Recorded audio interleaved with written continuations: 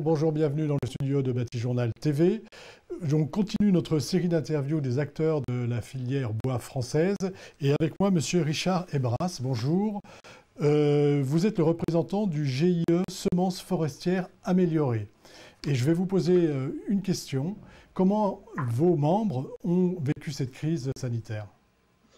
Oui, bonjour monsieur. Donc évidemment, ça a été un choc parce que la crise sanitaire est arrivée au printemps et nous, on marche beaucoup avec les saisons.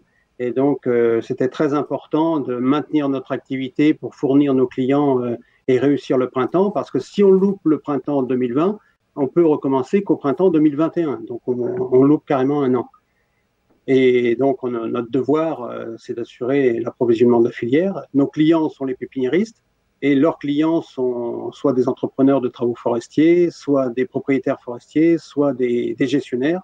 Donc, il fallait assurer la production de semences pour assurer la production de plants après nous.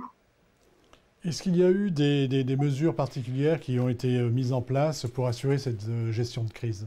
Oui, parce que, bon, évidemment, dès que le confinement est arrivé, il y a eu des mesures sanitaires qui ont été prises.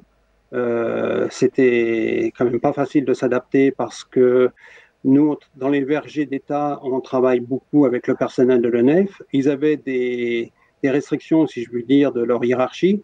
Donc, il a fallu discuter avec eux et eux-mêmes, ils ont discuté avec leur hiérarchie pour trouver les adaptations afin d'organiser les chantiers. Et par exemple, au printemps, c'est la grande période des inductions florales, de façon à favoriser la floraison des arbres pour produire des graines. Et on a pu, je dirais, grâce à cette souplesse et cette adaptation, réaliser tous ces travaux. Et ça va permettre de produire des semences l'année prochaine, en 2021, et qui seront donc sur le marché à disposition de nos pépiniéristes pour 2022. Donc, il n'y a pas eu d'arrêt d'activité. Cette crise aurait pu avoir... Pratiquement pas, parce qu'on est deux entités dans le GIE, donc la société Villemorin et l'ONF l'Ajou. Alors chez Villemorin, il n'y a pas eu du tout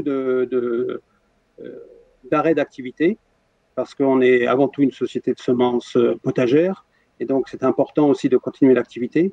À l'ONF, je sais qu'il y a eu un petit arrêt de l'activité dans les travaux de verger, mais ils ont repris très rapidement parce que c'était le printemps et qu'il fallait absolument faire les travaux. Bien, écoutez, merci d'être venu nous parler donc, de cette gestion de crise de votre GIE Semences Forestières Améliorées.